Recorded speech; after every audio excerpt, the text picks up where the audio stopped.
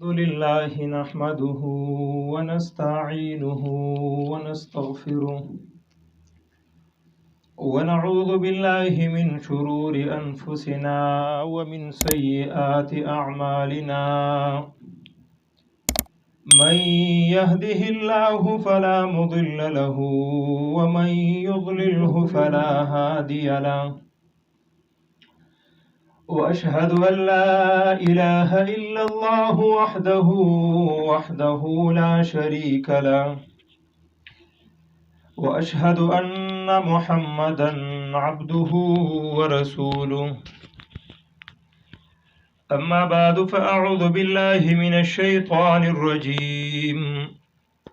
بسم الله الرحمن الرحيم ألف لام ميم ذلك الكتاب لا ريب فيه هدى للمتقين وقال رسول الله صلى الله عليه وسلم إن الله يرفع بهذا الكتاب أقواما ويضع به آخرين أو كما قال عليه الصلاة والسلام. زما محترمو معززو مشرانو امزورو کشرانو د دې علاقې اوریدونکو مسلمانانو، تاسو ته بهتره معلومه ده چې په دې مسجد کې زمونږ مشر رور هغوی تاسو ته د قرآن کریم عظیم الشان درس کوو او دا د هغوی محنت دی د الله تبارک وتعالى په فضل سره نن د هغې اختتامي ورځ ده او اختتام یې دی. خو عزتمندو مسلمانانو دا څه معمولی منصب نه دی او وړوکی کار نه دی. د قرآن عظیم الشان بیان دا چې کوم خلق کوي نه هغه خلق واړه خلق دي او څوک چې بیانوي او څوک چې اوري هغه هم څه معمولی خلق نه دي. دا لویه د نیکبختۍ خبره ده. خدا سعادت او نیکبختی الله تبارک وتعالى هر چاته نه نصیب کوي. دا هغه چاته الله تبارک وتعالى نصیب کوي چې الله تبارک وتعالى په ټول مسلمانانو کې د ځان لپاره چن کی بیانون کې هم هغه سړی چې هغه مسلمانی او مؤمنی او الله تبارک وتعالى ته خوښي نو هغه د خپل کتاب د بیانولو توفیق ورکړي. خو اوریدونکو کوم د هر چاته الله تبارک وتعالى دا فضیلت نه نصیب کوي چې هغه د قرآن کریم درس واوري. بختور خلکو ته الله تبارک وتعالى دا سعادت نصیب کوي. خو عزتمندو څو خبرې به وکم د قرآن کریم متعلق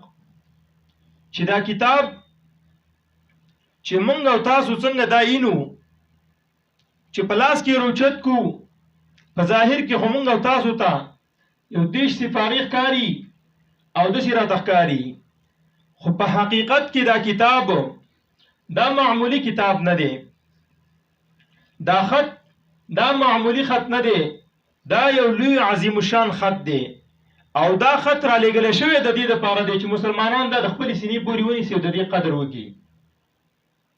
دا کتاب رب کائنات را لېږلی دی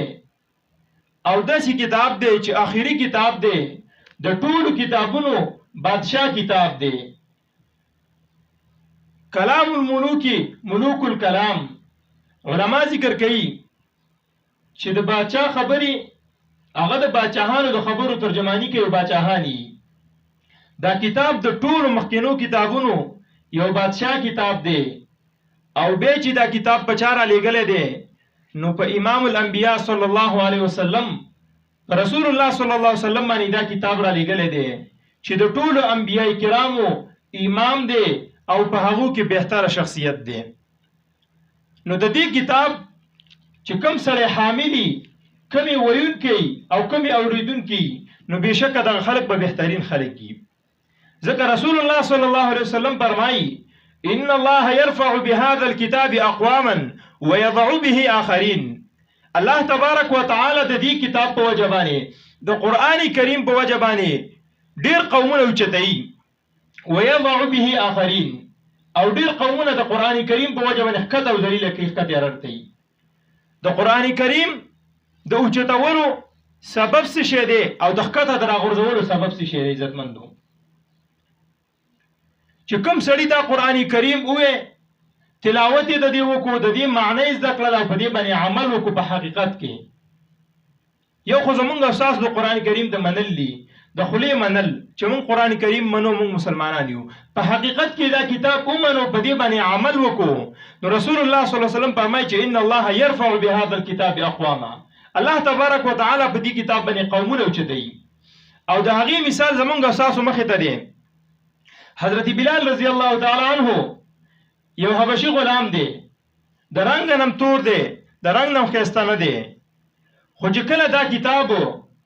هغه ومنو او په دې باندې عمل وکړو او د رسول الله صلی الله علیه وسلم هغه خبره تسلیم کړله چې کوم خط ته الله را لېږلی و هغه ومنو نو د بلال رضی الله تعالی عنہ شان وګورئ تاسو د ټولو صحابه کرامو شان چې چا ایمان راوړی دی صحابه دي د هغو شان وګورئ هغو ته چې شان میلاو شوی دی د دې کتاب د وجې نه ته میلاو شوی دی چې قرآن کریم دی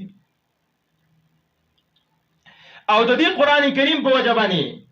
د صحابو په منځ کې په پیړو پیړو دشمنی چې کله د زمانه د جهالت زمانه وه دشمنی تیرې وې او هغه دشمنی را روانې وې تر دې پورې علما ذکر کوي چې د یو بل په کوپړو کې به شراب څکل او په دې به فخر کاوه داسې دشمنی وي چې د یو کس د باغ نه به چنچڼه پاڅېدله او د بل باغ کې به کېناستله الان کې د چنچڼې پاڅېدل به بې اختیار وو د دې مرغۍ پاڅېدل به د یو باغ نه بل باغ ته تلل بې اختیاره وو په دې به دشمني کوله ستا د باغ نه زما باغ ته چنچڼه راغلې مرغۍ راغلې ده ولې جهالت علم نه و خو چې کله دا کتاب راغی نو الله جل شانه فرمایي فاصبحتم بنعمته اخوانا الله تبارک وتعالى تاسو د دې کتاب په وجه باندې رونه وګرځولې وکنتم على شفا حفرة من النار تاسو د اور په هغه اخري ځای باندې وای د اور په اخرني ځای باندې وای بس مرګ راتللو تاسو اور ته تللو خو چې دا کتاب راغی او تاسو دا کتاب ومنو نو الله تبارک وتعالى تاسو له نجات درکو نن هغه صحابه کرام چې قرآن کریم کې نوم راځي نو قرآن کریم وای رضی الله عنهم الله تبارک وتعالى د دې خلکو ناراضي دي او دوی د الله ناراضي دي هغه صحابه کرام چې د رسول الله صلی الله علیه وسلم نه پکې مشران مو خو چې کله دا کتاب ومنو نو هغه صحابه راتلل به او خپلې سینې به غشو ته مخامخ کولی او هغه به برداشت کولی خو چې رسول الله صلی الله علیه وسلم ته تکلیف ونه رسیږي هغه چې خلک چې مس کړي وو نو هغه د قرآن کریم مینې مس کړي وو دغه قوم چې دا کتاب یې منلی نو ان الله يرفع بهذا الكتاب اقواما نو الله تبارک وتعالى دغه قوم د دې کتاب په وجه باندې اوچت کو ويضع به آخرین او د دې کتاب د نه منلو په وجه باندې الله تبارک وتعالى د ښکته کوي او ښکته راغورځوي د هغې مثال ابو لهب د رسول الله صلی الله علیه وسلم تره دی خو چې کله د رسول الله صلی الله علیه وسلم دشمنی وکړله او رسول الله صلی الله علیه وسلم د دعوت اعلان وکړو نو هغه ودرېدو او رسول الله صلی الله علیه وسلم ته خیرې وکړلې هغه پسې ګټه اوچته کړله هغه ته د نقصان رسولو کوشش وکړو نو قرآن کریم نازل شو تبت یدا ابي لهب وتب قرآن کریم ته خیرې وکړلې چې لاسونه دي د ابو لهب تباه شي لاسونه دي مات شي او تر دې پورې چې کله ابو لهب بیا مړ کېدو نو په داسې مرګ باندې مړ شو چې خپل بچي هم خواله ورنه ورتلل ويضع به آخرین مطلب دا دی چې د دې په وجه باندې الله ډېر خلک ښکته او ذلیله کوي چې څوک یې نه مني او په دې اوله سپاره کې الله جل شانه فرمایي یضل به کثیرا ويهدي به کثیرا الله جل شانه د دې قرآن کریم په وجه باندې ډېرو خلکو ته هدایت کوي او ډېر خلک په دې په وجه باندې ذلیله کوي چې څوک یې نه مني کوم خلکو چې د دې کتاب سره دشمنی کړې ده د هغه خلکو انجام تاسو ګورئ او هغه دشمنی د قرآن کریم څه ده یو دشمنی خدا ده چې څنګه کافر وای ښکاره وای چې موږ دا کتاب نه منو موږ قرآن کریم نه منو هغه نه خو ګیله نشته دی هغه کافر دی یو دشمنی د مسلمان دشمنی ده د قرآن کریم سره او د قرآن کریم والو سره دشمنی هغه دشمنی د هغه څنګه ده نوم د دین استعمالول خو لیکن دشمنی د قرآن کریم سره کوي کو د یو مولا سره دشمنی کوي نو په حقیقت کې دا دشمنی دا د مولا سره نه ده او دا په ټولو کې شته دی په مولانو کې هم دا شته دشمنی د قرآن کریم سره په عوامو کې هم شته دی زیره ته اوس مثال پیش کوم خو اول قرآن کریم فرمایي من اعرض عن ذکری فإن له معیشة ضنکا ونحشره یوم القیامة اعما دا قرآن کریم الله تبارک وتعالی مونږ او تاسو ټول مسلمانانو ته د دې لپاره را لېږلی و چې په دې باندې مونږ عمل وکړو د خپل د ژوند قانون یې جوړ کړو په دې باندې مونږ او تاسو خپل لار معلومه کړو سیده او کږه لار مونږ په دې باندې معلومه کړو چې سیده لار کومه ده او کږه لار کومه ده د الله تبارک وتعالی دې لره لېږلی و د قرآن کریم په تلاوت په یو حرف باندې لس نیکۍ دي خو مقصد د قرآن کریم صرف تلاوت کول نه دي مقصد د قرآن کریم در علیګلو هغه داو چې الله تبارک وتعالی ته دې په وجه باندې خلق د ګمراهونو راوباسي مضمون د قرآن کریم هم دا دی چې اخراج الناس من الظلمات الى النور رسل د خلکو د تیارونه د شرک او د بدعاتونه الى النور رڼا د هدایت ته او هدایت چې ملاویږي نو هدایت به صرف او صرف په دې کتاب ملاویږي کو یو سړی د قرآن کریم نه علاوه په نورو کتابونو پسې روان شي او دی وایي چې زه به هدایت به مزما نو د دې سړي دا سوچ غلط دی الله تبارک وتعالی وایي چې هدایت په دې کتاب کې دی الف لام میم ذلک الكتاب لا ریب فیه هدى للمتقین هدى للمتقین دا قرآن کریم د متقینو پرهیزګارو لپاره هدایت دی هدى للناس د ټولو خلکو لپاره دا هدایت دی خو هدایت به د هغه چا لپاره چې دا سړی دې ته غوږ کېږدي او د خپل زړه ته لږ صفا کړي نو بیا به د دې سړي دپاره هدایت وي خو لیکن موږ او تاسو چې خپله معاشره کې وګورو موږ په قرآن کریم باندې څومره عمل کړی دی اول چې زما ورسته لانجه راشي که نه عوامو کې دلته چې لانجه راشي د پوله د پټي لانجه راشي نو اول لاړ شي د جومات مولوي صاحب خواله لاړ شي وایي مولوي صاحب داسې لانجه راغلې ده زه داسې وایم او هغه داسې وایي چې هسې دا حق به د چا کېږي مولوي صاحب ورته ووایي چې مسلمانه دا خو بس د دې پلاني سړي کېږي دی که ځان نه کوي یو دوه کسانو لانجه راغلې ده د ده حق کېږي چې دی پوه شي چې دا حق زما دی که نه مولوي صاحب وایي ما خو کلمه ویلې ده لا اله الا الله محمد رسول الله زه مسلمان یم 5 ټیمه جومات ته زه لمونځ کوم په دې قرآن به راسه فیصله کوي دلته به یې راولمه په دې قرآن به راسه فیصله کوي وایي دلته به یې راولمه دی به کلکه دعوه وکړي اوس ده پکې ظاهري پیدا ده د ده پکې دنیوي فایده ده او دی وایي زه قرآن کریم منم او سورة الحج کې الله جل شانه د داسې سړي مثال ذکر کوي چې د دنیوي فایده پکې نو د قرآن کریم ته رامنډې وایي د قرآن کریم احکاماتو منلو ته تیار دی خو که چېرته پکې د دنیا فایده نه وي نو بیا د دې نه په سیټ باندې او که چېرته دې ورته وویلې چې یاره دا حق ستا نه کېږي خفه نه شي دا د دې بل سړي حق دی مړه پرېږده دا کم وخت دی دا خو 14مه صدۍ ده دا غلنۍ د څه دپاره ده دا قچرو د څه دپاره ده هلته بیا دې په تاریخونو ګټمه د پیسې په زور بیا دې ګټمه نو دقې ته اعراض عن القرآن وایي د قرآن کریم دشمني وایي او د قرآن کریم په احکاماتو باندې فیصلې کولو نه انکار دی ته وایي او قرآن کریم ذکر کوي ومن اعرض عن ذکره فإن له معیشة ضنکا چا چې د دې کتاب نه الله جل شانه مخ واړو چا چې زما د ذکر او د نصیحت نه مخ واړو فإن له معیشة ضنکا یقینا د دې سړي ژوند به زه تنګ کوم الله وایي دنیا کې به مال می دولت به می بچي به می او ګاډی به مته ولاړي خو ژوند به د خوشحالۍ نه وي مړه بس وایي ټینشن دی او ماښام چې څه مري 4-5 ګولې به د نشي خوري خو خوب به ورله نه ورځي دا ولې دا د قرآن کریم نه د مخ اړولو په وجه په دې باندې د عمل نه کولو په وجه او الله وایي ونحشره یوم القیامة اعما د قیامت په ورځ باندې به دا سړی زړون را پاڅومه په سترګو باندې به څه نه ویني هلکه وایي به دا ولې قیامت په ورځ باندې ما خو به چې کوم دی په دریم کلي کې خیرات نه پرېښوستو ما بل ته لیدو څه خو جګ جوړ ما نه خو یو ساعت نه پاتې کېدو ما خو هلته هر څه لیدل دلته اوس څه چل وشو په ما باندې چې زه اوس څه نه وینم زړون دی ما نو الله جل شانه فرمایي قال رب لما حشرتني اعمى دی به وایي قال رب لما حشرتني اعمى وقد كنت بصيرا وربه څه چل وشو چې زه دلته ړوند یم زه خو دلته جګ جوړ وم په دنیا کې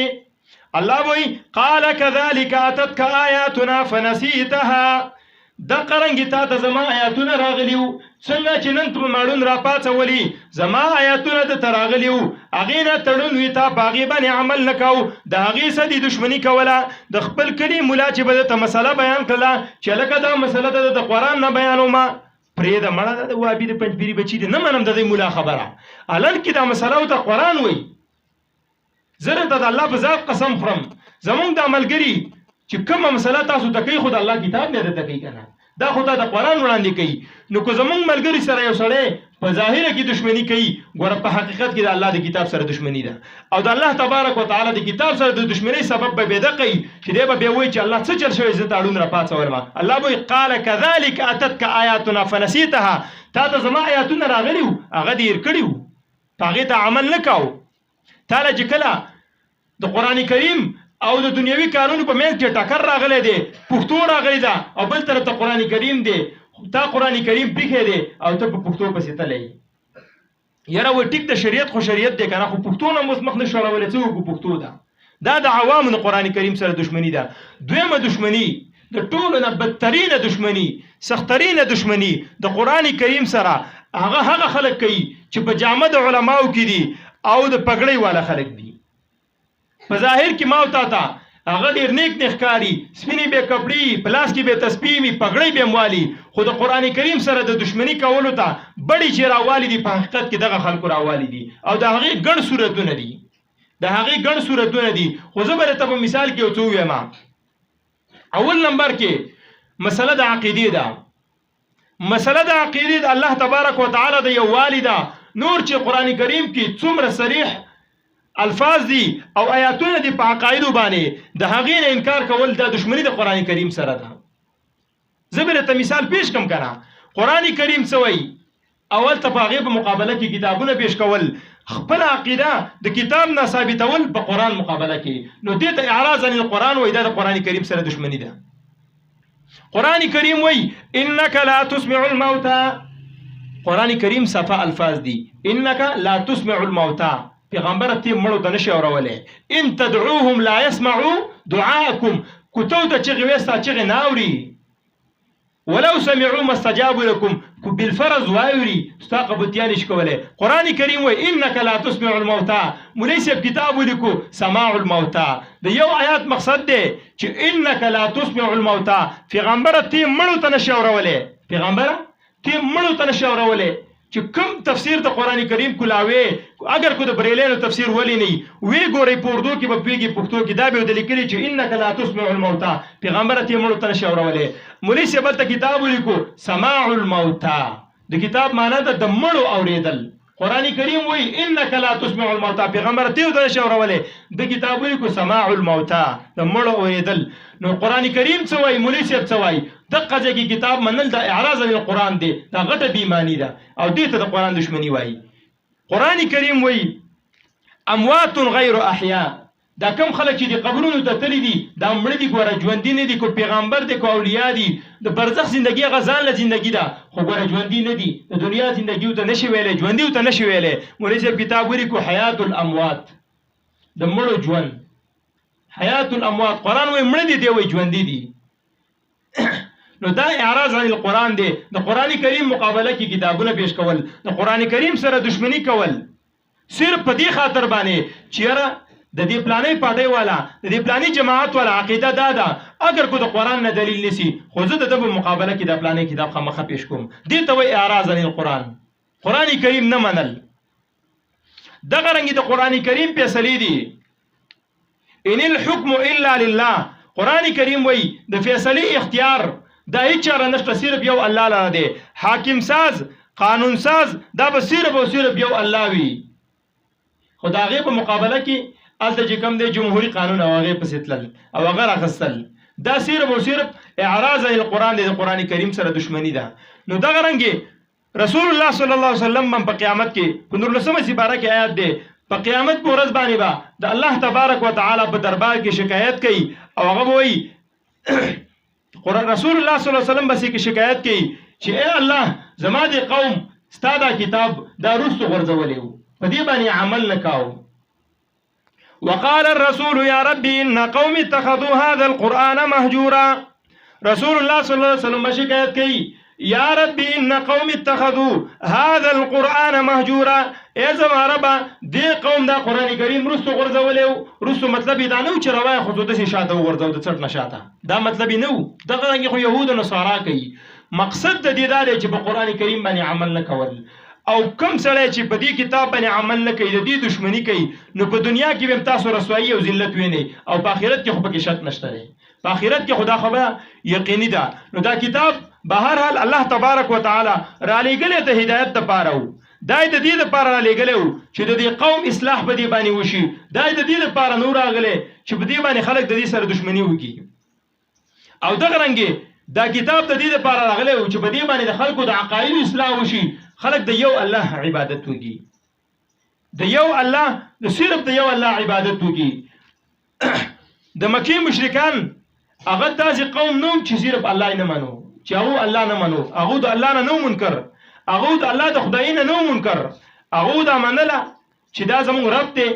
دا د اسماعیلو پیدا کونکی دی د ځمکو پیدا کونکی دی دا غټ غټ کارونه ټول هغه منل هغه د دینه منکر نو د مکی مشرکان هغه ویل صرف دا واړه واړه کارونه چې کوم دی دا څوک کوي دا د کشران باباګان بزرګان دي ته الله تبارک وتعالى سپارلي دي نو په دې باندې قران کریم رد کوي په دې باندې او هغه د خبره ډېر ناشنا ګڼله هغه دا خبره د رسول الله صلی الله علیه وسلم نه منله ابو جهل چې کله د خانه کعبه نه طواف کوو چې کله د خانه کعبه نه طواف کوو نو ابو جهل هم دا چغه والا چې لبیک لا شریک لك لبیک الا شریکا تملك هو ما ملك اے الله یو دې تاسو سره بل شریک نشته دی ها صرف حق شریک د سره چې تاسو اختیار ورکړی دی نو دا هم منله نو مقصود د قران کریم نه داو مقصود د قران کریم چې د خلکو اصلاح په دی باندې وشي خو لیکن نن چې د اصلاح لپاره ما تعالی راغلی دی نن دا غي سره امت د اصلاح په دی دشمنی شروع کړله نن د قران کریم والا سره دشمنی شروع کړله او بیا په دی باندې د قران کریم والا باندې قسمه قسمه فتوی داغو د بدنامولو کوشش دا صرف او صرف په دی خاطر باندې کوي چې زمونږ د حقيقي چهره خلکو د ښکارا نشي د رسول الله صلی الله علیه وسلم سره دشمنی کړی و کله به دا جادوګر دی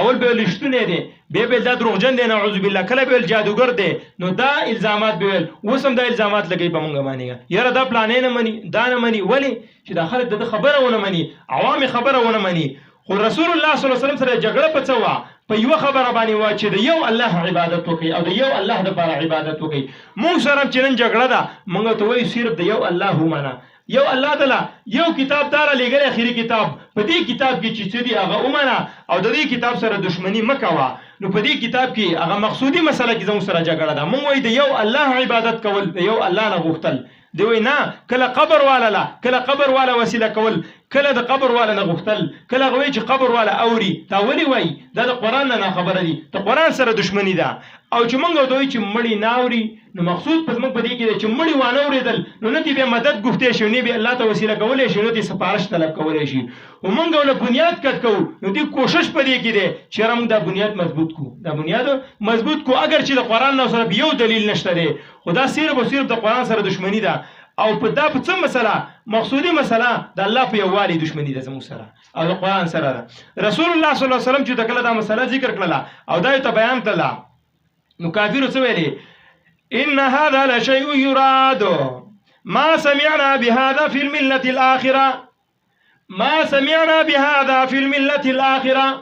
دا خود څه ناشنا خبرې دي دا موږ په مخکینو دینونو کې چا نه اوریدلې مخکې هم پیغمبران راغلي دي مخکې هم ډېر خلک راغلي علما دي شوي دي دا مخکې موږ د چا نه اوریدلې وسم د اعتراض کوي وسم وای یاره دا څنګه چلے دا مولوی صاحب چې نوې نوې خبرې موږ ته راوړي کنه دا خبرې خو مخکې چې د چا نه وی کړي ولې دا نو مولان نه دي دومره غټ غټ پټکی چې والی دي مولان دي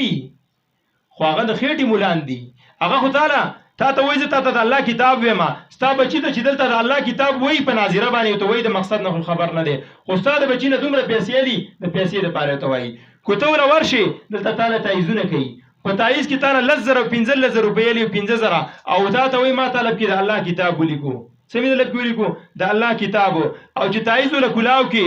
نو په تایز کې به حضرت صاحب 1 2 3 لیکلې 1 2 3 به لیکلې او غریب په کې عربي لیکلې عربي هم غلط لیکلې یو مشهور مولا دی ما سره تایز جب کړي مونږ د علاقې دی غټ تایزګر دی هغه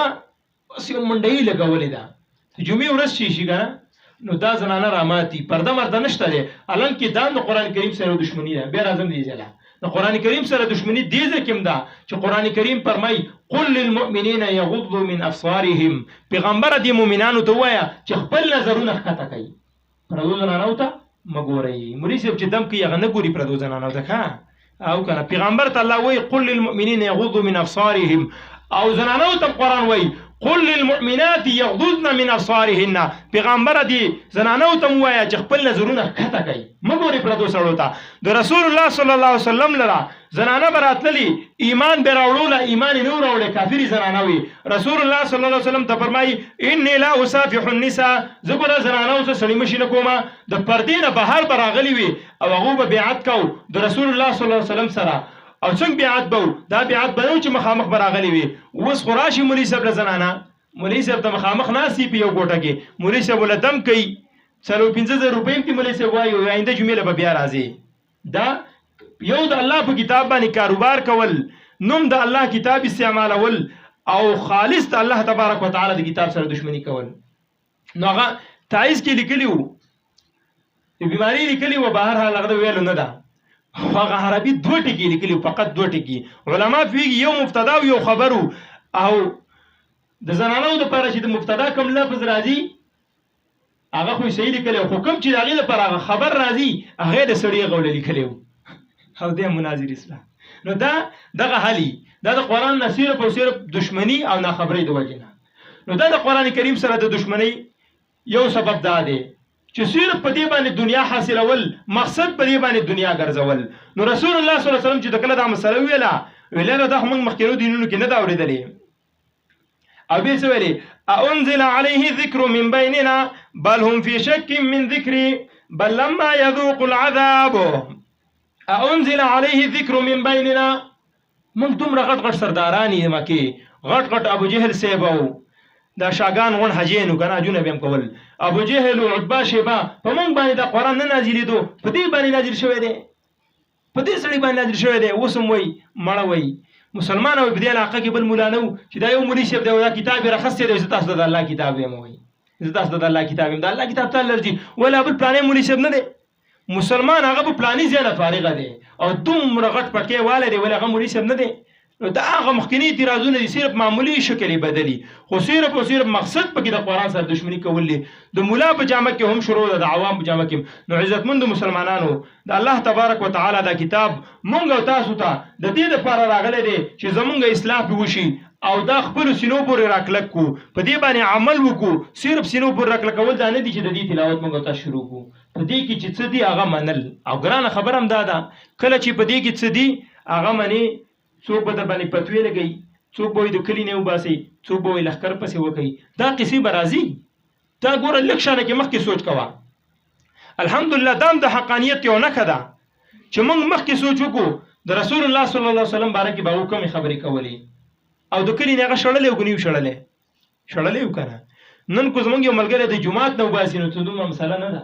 موږ په دې نه خفه کیږو کو مدرسې دې بنده کی دا څه دومره غټه خبره نه ده الحمدلله دا د خوشحالي خبره ده ولی موږ ته ځان په دې باندې ښه ښکاره چې موږ په نورم مضبوط شو چې الحمدلله موږ یقیني د پیغمبر وارثان یو او العلماء ورثه الانبیاء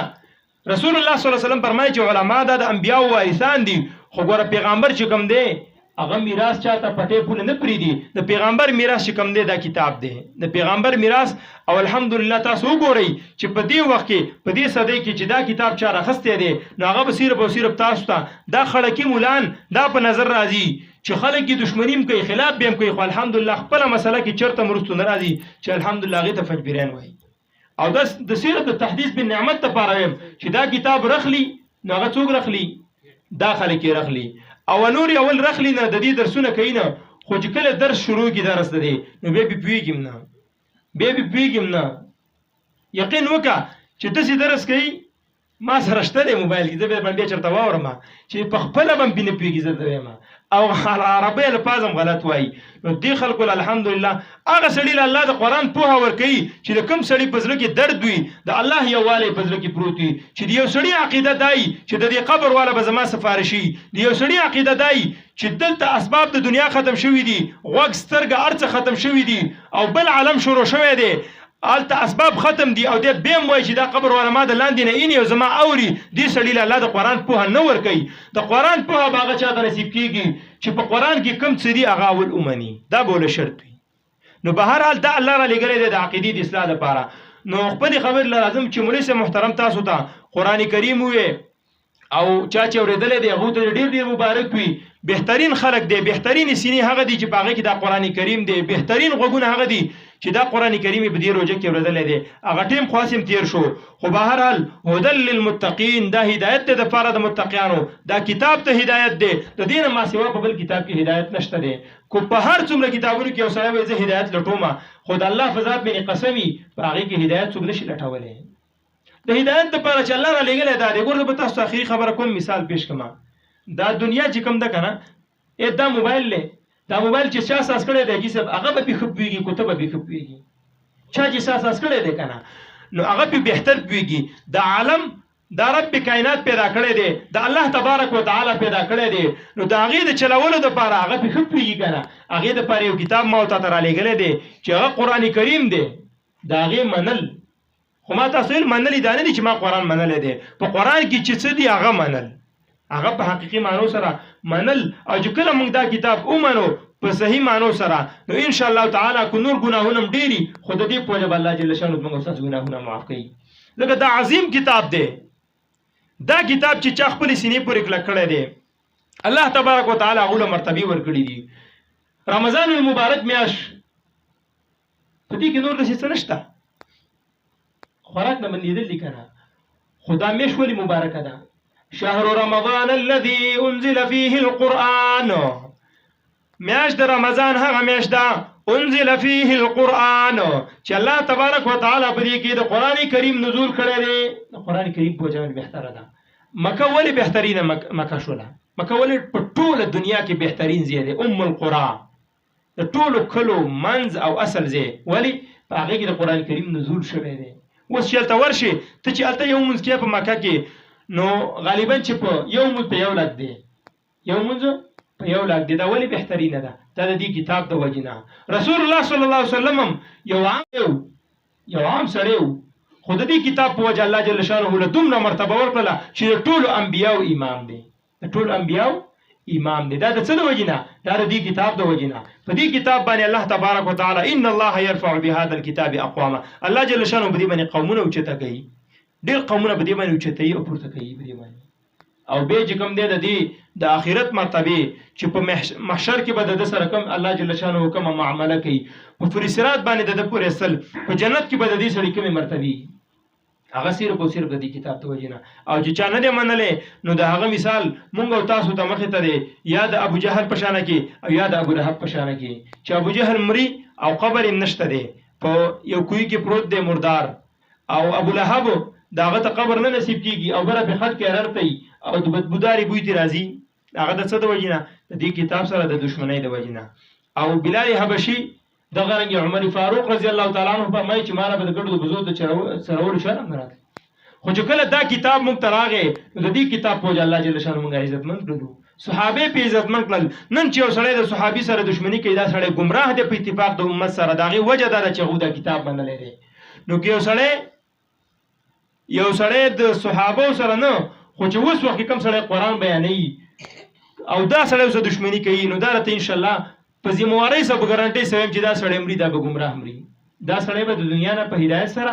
نه ځي نو به هر حال عزتمندو دا ټوټه پوټه خبرې وي موږ له ډېر څه راضي نه او تاسو ته هم دا وړاندې کړلې او بیانونه وروسته علما کرام کوي نو الله جل شانه دې موږ او تاسو ته په دې باندې عمل کول توفیق راکړي او الله جل شانه دې موږ او تاسو د قرآن کریم